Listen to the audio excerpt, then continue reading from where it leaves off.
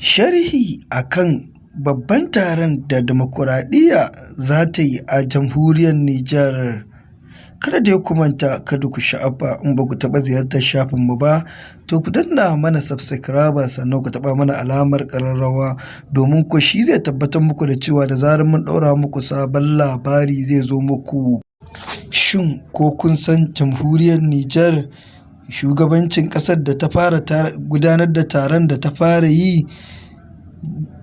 Fararen hula mahukuntar ƙasar sun ƙi su halarci taron, kuma hakan rashin halartar fararen hula babban taron da jamhuriyar Nijar ɗin take yi zai iya kawo cikas a gwamnatin ƙasar.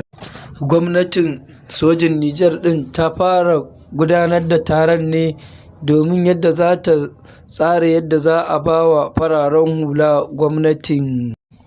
Tun a watan Yunin 2023 gwamnatin sojin suka yi wa fararen hula, wato gwamnatin Muhammad Bazoum, sai yanzu dai an fara gudanar da yadda za a shirya taron da za a mayarwa da fararen hular.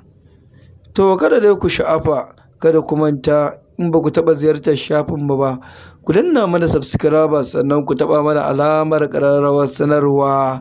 Hakan shi zai tabbatar muku da zarar mun ɗora muku sabon labari zai zo muku. Labarai Zalla TV ta ne muku barka da ranar masoya.